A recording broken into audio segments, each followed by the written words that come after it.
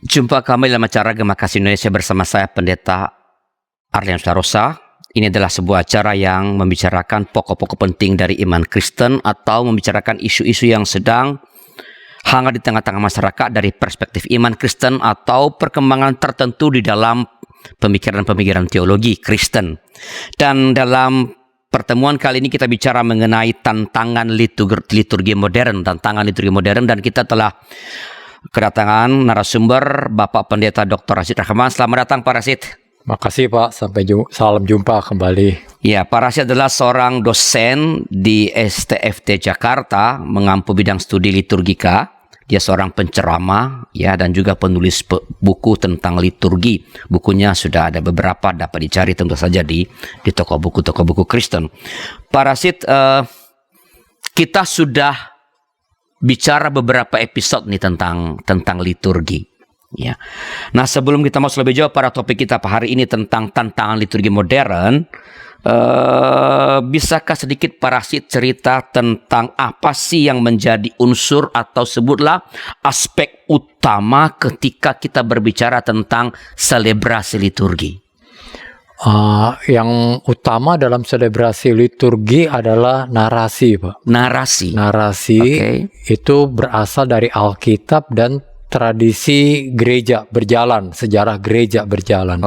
Jadi dari 2000 tahun yang lalu hingga sekarang ini, ketika gereja berhubungan, ya, berkontak dengan dunia sekitar. Jadi narasi itu artinya kalau misalnya di dunia broadcast seperti kita ini, apakah narasi bisa disejarkan dengan konten begitu? Isi, betul Pak. Jadi narasi itu yang menjadi isi sebuah liturgi. Jadi liturgi bukan sekadar urutan acara. Itu kalau dalam liturgi disebutnya unsur-unsur liturgi atau bentuk liturgi. Liturgi bukan sekedar style atau gaya liturgi. Liturgi yang satu tepuk tangan, yang satu hening, yang satu biasa-biasa saja, bukan. Itu style, salah satu unsur itu, aspek itu. Tapi satu lagi yang paling penting adalah narasi. Narasi apa yang diusung. Dan narasi itu yang memperkuat liturgi. Sehingga kalau disebut liturgi modern, kita melihat modern dalam arti apa? Narasinya atau stylenya. Jadi gitu, narasi itu sebuah tadi konten atau tulang punggungnya, bentuknya seperti apa, stylenya seperti apa. Apakah bisa dikatakan dua yang terakhir ini ditentukan oleh yang pertama? Iya, betul Pak. Jadi narasi itu yang menentukan semuanya, yang menggambarkan, ya, yang memunculkan semuanya. Jadi bentuk apa yang dipilih, gaya apa yang dipilih, mesti mampu menerjemahkan dari narasi ini. Itu. Jadi sebenarnya yang pertama-tama itu narasinya ya Pak. Iya, jadi kalau ngomong liturgi itu jangan pikir soal bentuk dulu. Betul Pak. Jangan soal style dulu, ini mau apa, tapi narasi apa yang kita mau mau diisi, mau sajikan begitu, mau kita rayakan begitu. Betul Pak. Tadi dan berkaitan dengan tema kita kan tantangan liturgi modern. Yang apa sih liturgi modern itu? Jadi dari kata modern sendiri Pak, sering sekali orang keliru bahwa liturgi modern adalah liturgi yang memakai alat-alat bantu yang modern seperti lampu, gedung yang mewah, alat musik yang mahal, yang besar, yang istimewa, pengkhotbah yang bergaya, anak muda dan sebagainya. Itu betul dalam aspek tertentu.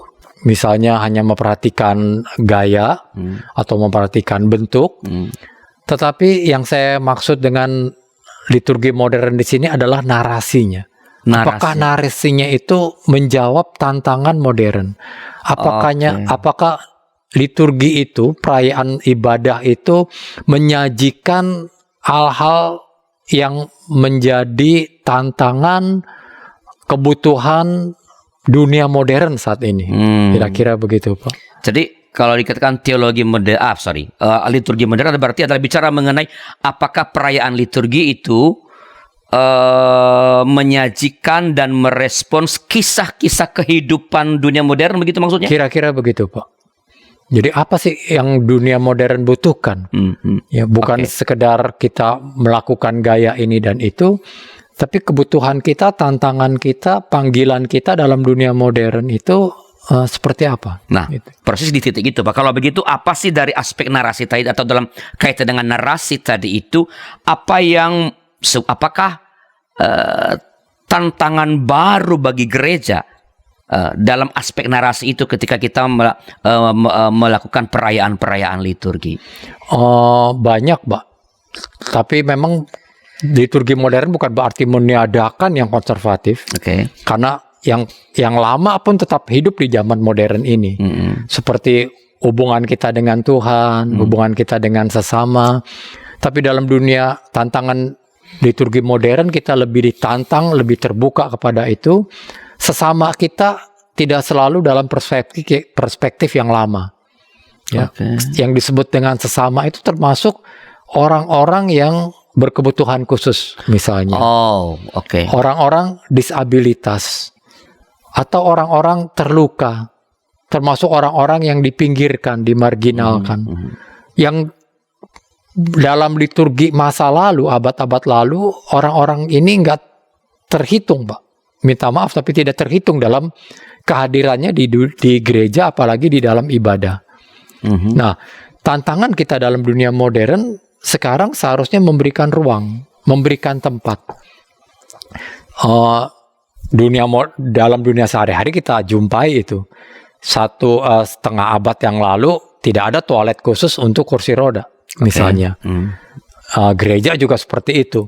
Tapi sekarang sudah banyak. Ada jalur khusus untuk kursi roda, kendaraan khusus untuk kursi roda, jalur khusus untuk orang tunanetra. Di televisi sudah ada penyiaran-penyiaran yang membantu orang tuli dan bisu untuk menangkap apa yang disiarkan dan sebagainya. Ada banyak toilet khusus untuk kursi roda dan sebagainya. Tapi gereja belum banyak menyediakan itu. Maka tantangan liturgi modern adalah menjawab itu, merespon itu, dan menampilkan itu dalam perayaan liturgi. Bagi orang-orang yang selama ini tidak diperhitungkan kehadirannya. Orang-orang terluka, orang-orang yang diabaikan, ya, yang dimarginalkan, istilahnya begitu, Pak. Jadi kalau kita bicara mengenai liturgi modern, berarti sebenarnya semacam tantangan atau sebenarnya pengingat bagi gereja. Karena gini, Pak, yang tadi para sebutkan kan saudara-saudara kita yang berkebutuhan khusus itu kan sebenarnya kan sudah ada sejak zaman dulu. Iya, betul. Ya, ia disebut sekarang sebagai tantangan liturgi modern karena dunia modern memberi perhatian terhadap orang saudara-saudara kita yang berkebutuhan. Maka gereja mestinya merespons itu, begitu maksudnya? Iya, memberi perhatian positif. Jadi kalau zaman dulu gereja juga menolak itu, Pak. Jadi minta maaf orang-orang yang disabilitas misalnya dianggap dosa, ya. Yohanes 9 masih menceritakan itu. Ada orang buta, lalu ini dosa siapa? Dosa ibunya, bapaknya dan sebagainya. Orang lumpuh tidak dapat tempat dalam kerajaan sorga dan dalam sebagai pemimpin ibadah dan sebagainya. Tapi ilmu pengetahuan mengajarkan kita dan membuka paradigma kita bahwa mereka adalah ciptaan Allah yang sempurna. Sama seperti semua orang. Mereka adalah ciptaan Allah yang baik juga. Sama seperti semua orang. Jadi sempurna itu bukan karena pandangan kita, persepsi kita. Tapi sempurna menurut Allah, bahwa semua orang diciptakan dengan sempurna. Jadi liturgi juga seharusnya seperti teologi, sudah mulai berbeda memandang mereka yang disabilitas, mereka yang berkebutuhan khusus, ya, mereka yang terluka, bahwa Yesus merangkul. Seharusnya gereja memberikan tempat juga bagi mereka yang saudara-saudara yang selama ini diabaikan oleh gereja. Nah kalau gitu, Pak, mungkin kalau diperhadapkan, kalau ada orang yang memperhadapkan misalnya tulisan Paulus, Pak. Ya, Paulus kan mengatakan bahwa iman itu tumbuh melalui pendengaran. Iya. Jadi artinya kalau orang tidak bisa mendengar, ya memang ya pantaslah kalau tidak diberi perhatian. di dalam gereja. Kalau ada yang berpikir, mengapa mesti? Bukankah Paulus mengatakan, jadi nggak mungkin tumbuh iman karena itu mulai dari pendengaran. Iya. Tetapi juga kan di tempat yang lain dikatakan Roh berbicara. Oke. Dengan kata-kata yang tidak bisa kita lukiskan, yang kita bisa tidak katakan. Jadi artinya satu bahan Alkitab, ayat itu bisa kita tafsirkan dari sudut yang berbeda. Bisa mendengar dalam arti tertentu. Tidak bisa mendengar seperti orang yang tidak tuli, tapi orang tuli bisa mendengar. Karena Allah memberikan sarana pendengaran yang secara berbeda. Oke. Begitu. Itu yang langsung dari Allah. Langsung dari Allah. Tapi bagaimana berarti Jadi apakah artinya bagaimana sebenarnya saudara-saudara kita sebut tadi misalnya yang pendengarannya sebut tuli itu ya, itu bagaimana mereka diberi tempat juga, begitu maksudnya Pak? Iya. Dalam kerajaan Allah, dalam kebersamaan dengan Allah. Kalau tadi kita misalnya bertolak dari bahwa Allah bisa berbicara kepada mereka dengan cara yang unik, berarti ya sudah kan Allah sudah berbicara, kita saya mau mengatakan begini. Jadi dengan Pak Rasin mau mengatakan bahwa gereja perlu menemukan cara agar sama seperti Allah berbicara dengan mereka dan mereka mengerti. Gereja juga menolong mereka ketika firman Allah atau seluruh yang ada dalam peran ibadah itu dapat membuat mereka juga mengerti, begitu maksudnya? Iya, kira-kira begitu. Dan memang pada zaman itu belum ada bahasa isyarat, zaman Paulus. Dan saya yakin ketika Paulus menulis itu pun tidak menyinggung soal orang tuli. Jadi bagi orang yang bisa mendengar, Paulus mengatakan dengarkan. Kira-kira sama seperti Yesus mengatakan, hendaklah yang bisa mendengar. Tapi bukan berarti kalau tidak bisa mendengar bisa bebas begitu ya. Jadi harus dilihat seperti itu, Pak. Jadi intinya salah satu tantangan dalam liturgi modern ini adalah bagaimana memberi tempat bagi saudara-saudara kita yang berkebutuhan khusus. Dunia dalam tanda kutip sekuler sudah memberi perhatian terhadap itu. Iya, betul. Dan gereja seharusnya sudah begitu karena teologi sudah berkembang juga ke sana. Jadi sudah ada teologi untuk orang berkebutuhan khusus, teologi disabilitas, teologi orang terluka, dan beberapa karya tulis mahasiswa kami sudah banyak juga tulis liturgi, bahkan ya liturgi disabilitas, liturgi berkebutuhan khusus, liturgi orang terluka. Oke. Jadi intinya adalah gereja perlu memberikan perhatian pada sesama kita, saudara kita yang berkebutuhan khusus. Bagaimana juga Alkitab sebenarnya merespons itu, kita akan bicarakan setelah informasi berikut ini.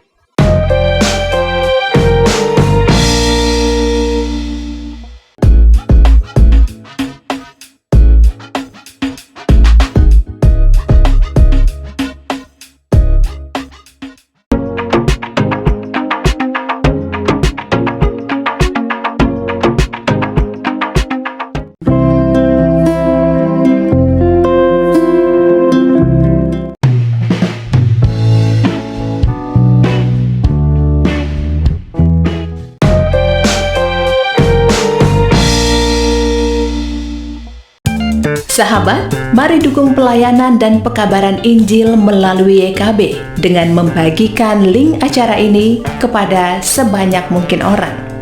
Dukungan juga dapat saudara lakukan dengan mentransfer dukungan finansial ke rekening BCA ke nomor 450 305 2990 450 305 2990 atas nama Yayasan Komunikasi Bersama.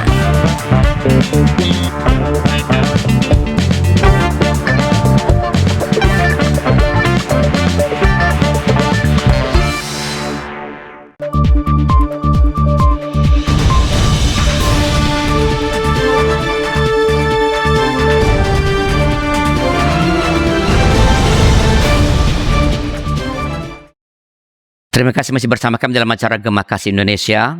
Kita sedang membicarakan Tantangan Liturgi Modern bersama dengan narasumber kita Bapak Pendeta Dr. Rashid Rahman. Saya Pendeta Arlian Sudarosa. Pak Rashid, tadi kan sedikit kita berbincang tentang respons Alkitab. Bisa lebih dielaborasi bagaimana respons Alkitab atau apa pesan Alkitab sebenarnya berkaitan dengan perhatian terhadap saudara-saudara kita yang memiliki kebutuhan khusus ini, Pak?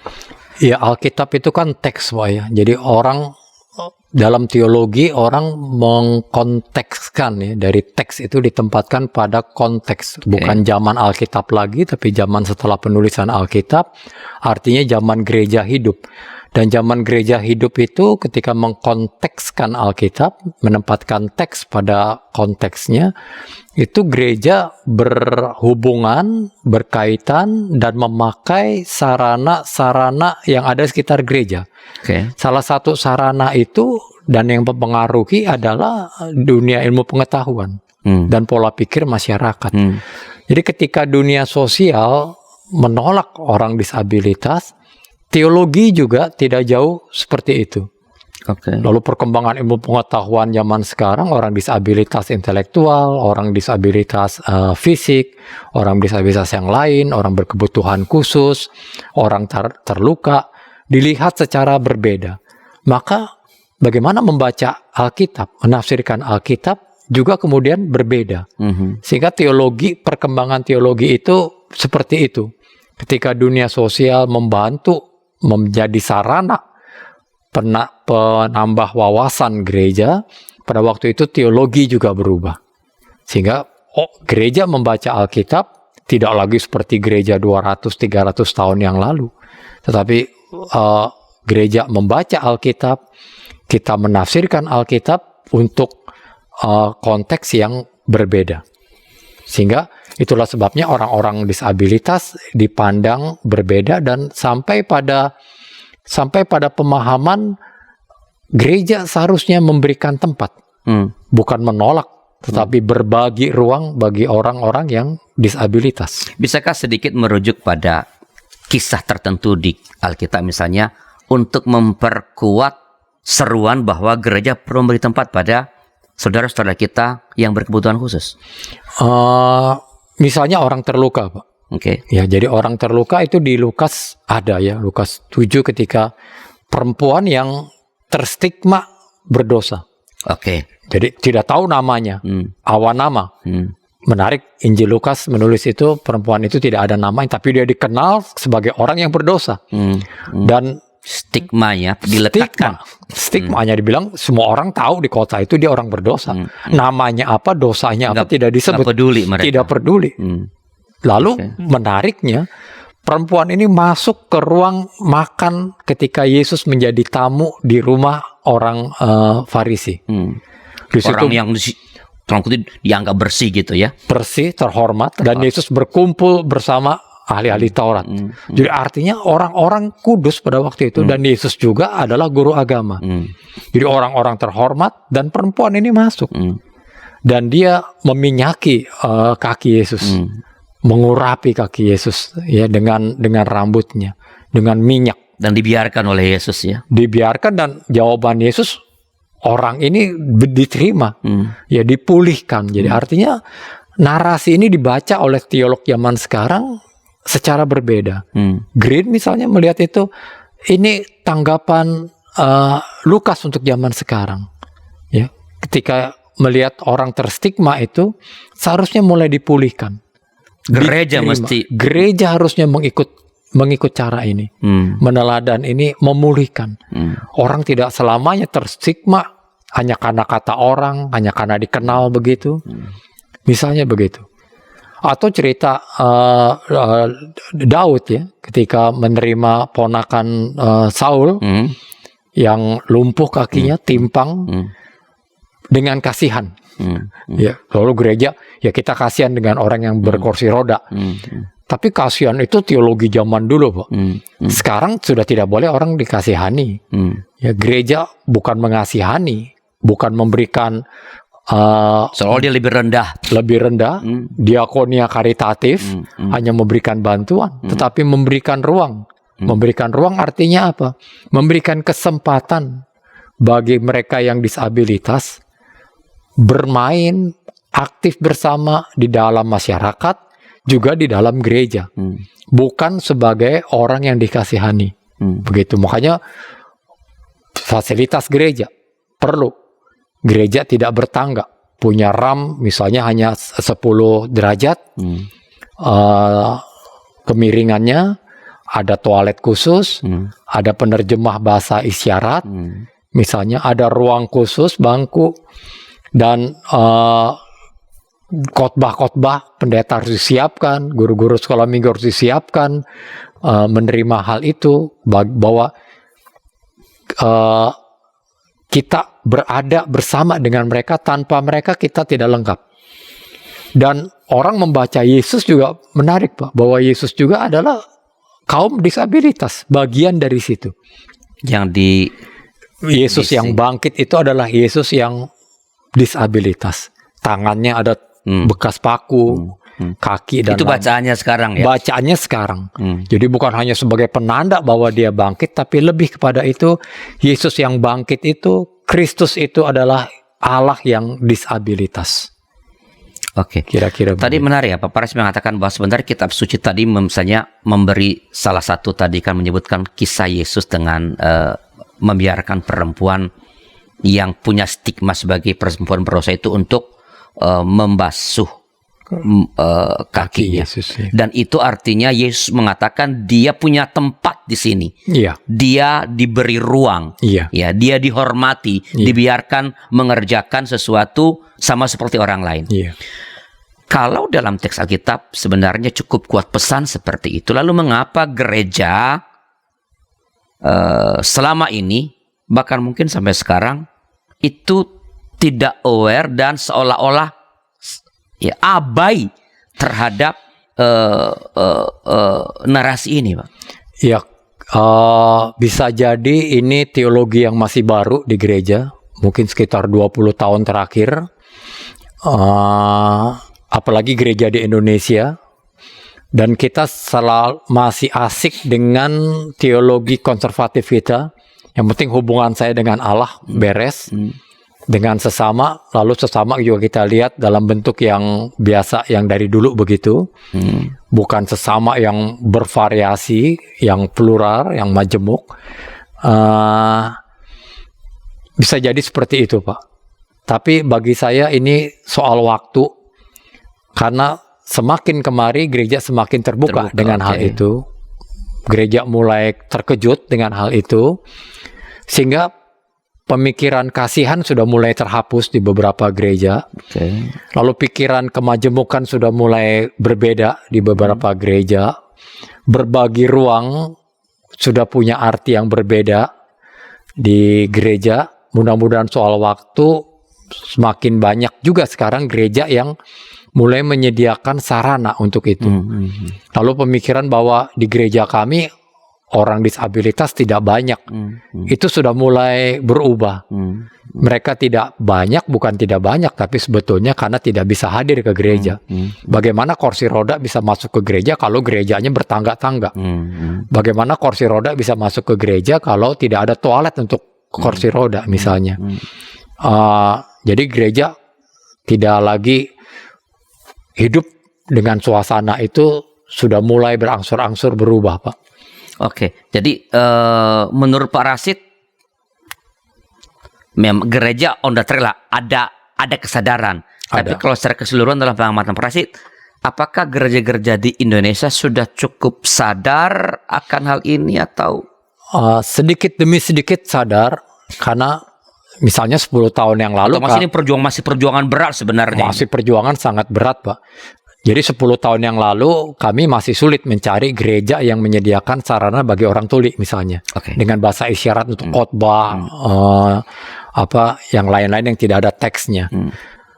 Tapi semakin kemari, 2 tahun yang lalu misalnya, kami juga terkejut ada gereja-gereja yang selama ini kami tidak pikirkan menyediakan sarana itu. Untuk kursi roda, terkejut juga loh. Ternyata ada, padahal selama ini kita berpikir gereja itu nggak mungkin ada, atau belum terdengar ada. Jadi artinya sedikit demi sedikit gereja mulai sadar dengan hal itu. Termasuk orang-orang disabilitas yang lain. Ya, orang Down syndrome, yang disabilitas intelektual, dan bahkan beberapa gereja mulai coba mengubah tata gerejanya, terutama untuk katekisasi, bahwa yang ikut katekisasi bukan karena pemahaman, bukan karena pengertian, tapi karena panggilan. Jadi ini kan untuk orang-orang disabilitas intelektual, Pak.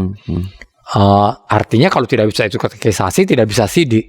Kalau tidak bisa sidi, artinya tidak bisa ikut perjamuan kudus. Sampai kapanpun orang nggak bisa ikut perjamuan kudus hanya karena disabilitas intelektual. Nah ini beberapa gereja sudah mulai melihat ke situ. Jadi sudah mengubah. Bahkan ada satu gereja yang mulai mengubah pandangannya di tata gereja, menulis kami bisa menerima pendeta dan penatua misalnya dengan disabilitas. Bagi saya ini istimewa, kemajuan luar biasa. Gitu.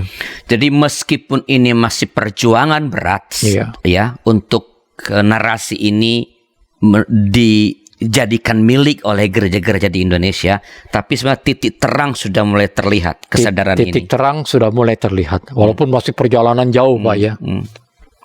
Oke. Kalau gitu, apa yang mesti dilakukan oleh gereja Pak dalam rangka menghidupi narasi ini? Sama-sama berjuang, Pak. Jadi bukan hanya perjuangan para teolog di seminari-seminari, tapi juga perjuangan umat, perjuangan kaum gerejawan lah, kira-kira begitu ya, seperti majelis jemaat, ya, pendeta-pendeta, bisop atau uskup dan sebagainya. Perjuangan pengambil keputusan untuk berani menyentuh tata tertib gereja, menyentuh bahan katekisasi gereja, menyentuh liturgi gereja, menyentuh tata ruang bangunan gereja dan sebagainya. Jadi bahan-bahan ajar, bahan katekisasi itu sudah mulai seharusnya disesuaikan dengan hal itu, lalu melatih para pendeta ketika berkhotbah.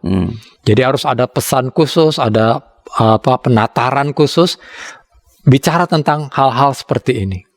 Ada hal yang perlu dibicarakan, ada hal yang artinya tidak boleh dibicarakan dan sebagainya. Jadi ini sebenarnya bukan hanya soal menyediakan fasilitas itu penting tentu sebagai wujud paling akhir, tetapi ini paradigm shift begitu, perubahan paradigma dari teologi gereja begitu. Iya.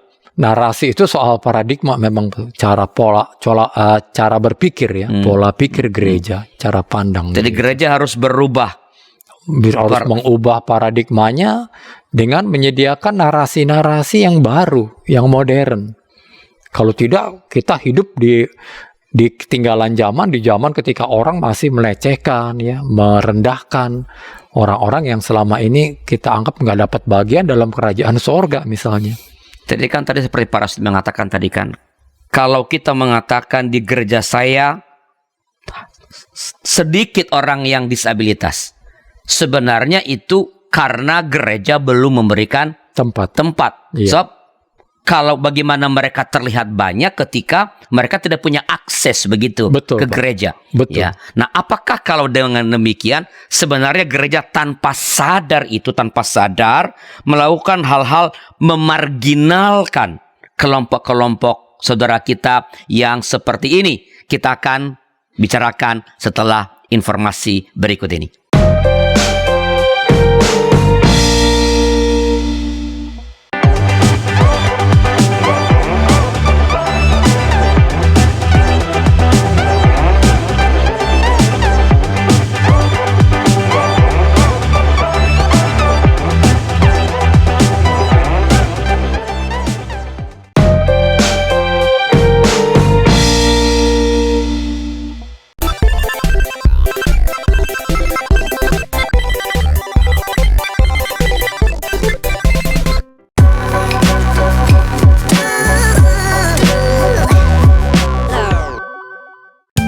Sahabat, mari dukung pelayanan dan pekabaran Injil melalui YKB dengan membagikan link acara ini kepada sebanyak mungkin orang. Dukungan juga dapat saudara lakukan dengan mentransfer dukungan finansial ke rekening BCA ke nomor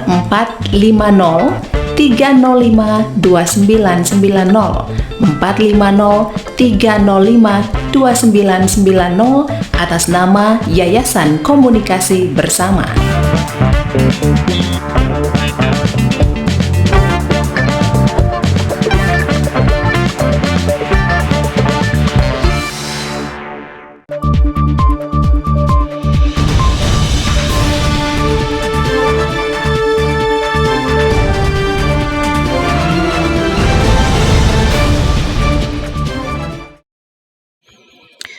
Terima kasih masih bersama kami dalam acara Gema Kasih Indonesia.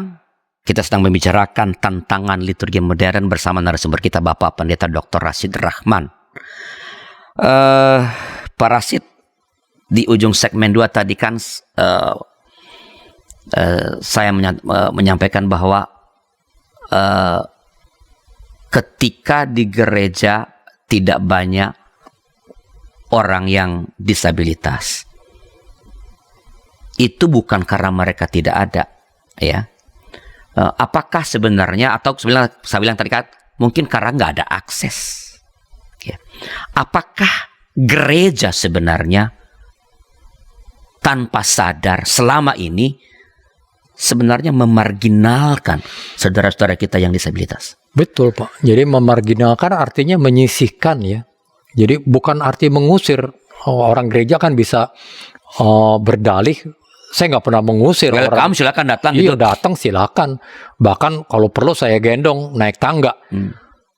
Tapi kalau menggendong itu kan artinya mengasihani, memberikan ketergantungan. Orang berkursi roda tidak mau tergantung begitu. Mereka harus bisa mandiri, jalan sendiri ke gereja dengan akses yang disediakan. Saya tidak pernah mengusir orang terluka, tetapi dengan mengerasani orang terluka, itu kan artinya kita memberikan dia ketidaknyamanan. Orang dirasani. Saya tidak mengusir orang Down syndrome di gereja. Iya, tapi ketika saya mengatakan saya terganggu, ada orang berteriak-teriak di depan saya, di samping saya ketika saya beribadah, lalu ada orang yang lupa diri, dia berontak-berontak, saya terganggu, itu artinya kan kita tidak menerima orang itu. Memang tidak mengusir, tetapi saya tidak nyaman dengan keberadaan orang-orang itu, artinya saya juga tidak memberikan tempat. Jadi bukan hanya soal kebijakan dari sebuah gereja, tetapi kesadaran seluruh umat ini berarti, Pak? Makanya tadi saya bilang adalah umat. Yang pertama-tama itu umat. Baru pengambil keputusan gereja itu kan tinggal mengetok, Pak. Tinggal memberikan tulisan-tulisan di tata tertib atau yang lain, peraturan. Tetapi yang pertama adalah umat. Umat, jangankan orang disabilitas, kehadiran anak di gereja pun banyak yang tidak suka. Sehingga dalam kebaktian anak dimasukkan ruang khusus. Supaya apa? Supaya nggak ribut. Itu sebetulnya sudah memarginalkan. Orang terluka. Banyak orang membicarakan orang terluka. Seperti cerita Lukas tadi kan. Orang tahu dia berdosa, tapi tidak disebut dosanya siapa, namanya siapa. Tapi orang membicarakan, mengerasani. Ketika orang tidak dapat kesempatan menjadi penatua atau pendeta atau aktivis di gereja hanya karena dia terluka, hanya karena punya sejarah masa lalu, hanya karena dia orang disabilitas, misalnya. Lalu kita berpikir, kalau dia orang disabilitas, bagaimana dia jadi penatua? Gambarannya gereja jadi seperti orang apa begitu kan? Ya sama aja. Artinya kita menolak orang itu, mengusir orang itu. Gitu ya. Nah, tapi kayak gini, Pak, kalau ada yang mengalami ini, saya agak sedikit coba persempit dia. Tadi kan kita bicara mengenai soal merasa terganggu. Iya. Jadi kalau orang mengatakan begini, umat nih misalnya, ya saya ke gereja nih beribadah karena saya ingin mendengarkan firman Allah. Ini kesempatan saya satu-satunya untuk mendengarkan secara lebih mendalam firman Allah. Jadi kalau saya datang ke gereja lalu ada orang yang berteriak-teriak atau ada anak yang menangis dan saya kehilangan konsentrasi, berarti ya saya untuk apa ke gereja kalau begitu? Saya ingin mendengarkan firman Allah, Pak Rashid. Iya, makanya saya tadi katakan ini soal paradigma, Pak. Soal pola pikir ya. Dan tadi saya memakai cerita Yesus, bahwa Yesus juga adalah disabilitas. Bahkan di perjanjian lama banyak cerita Allah itu lupa juga. Jadi artinya apa? Allah juga nggak seperti yang kita pikirkan, dia ingat semuanya. Ada bagian-bagian tertentu Allah perlu alat bantu untuk mengingat. entah dengan petir, entah dengan apa, mengingat perjanjiannya. Dan Yesus secara fisik dia tampil luka setelah kebangkitannya.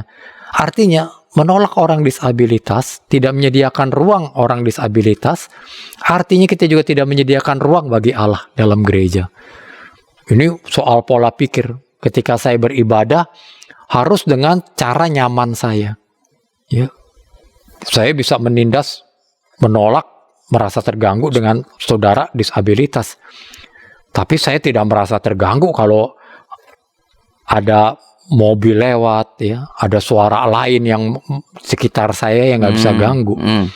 Ibadah itu kan intinya adalah di hati, Pak. Kita nggak bisa mengatur yang di luar kita. Jadi memang kalau saya, orang itu memang sudah tidak nyaman beribadah, Pak, bukan karena saudara di sebelahnya itu. Jadi kalau engkau terpusat sebenarnya kepada Tuhan yang engkau jumpai dalam ibadah, maka sebenarnya gangguan dalam tanda kutip ya, gangguan apapun di sekitarmu, entah suara mobil, entah tangisan anak kecil, sebenarnya itu tidak akan mengganggu kalau engkau terpusat pada Kristus yang engkau jumpai. Begitu maksudnya? Dan malah jadi keindahan tertentu. Oke, menarik. Ketika murid-murid mengatakan anak-anak itu nggak usah datang kepada Yesus. Yesus bilang biarkan mereka datang. Ketika orang berteriak-teriak, anak Daud kasihanilah aku, jangan ribut, jangan ribut.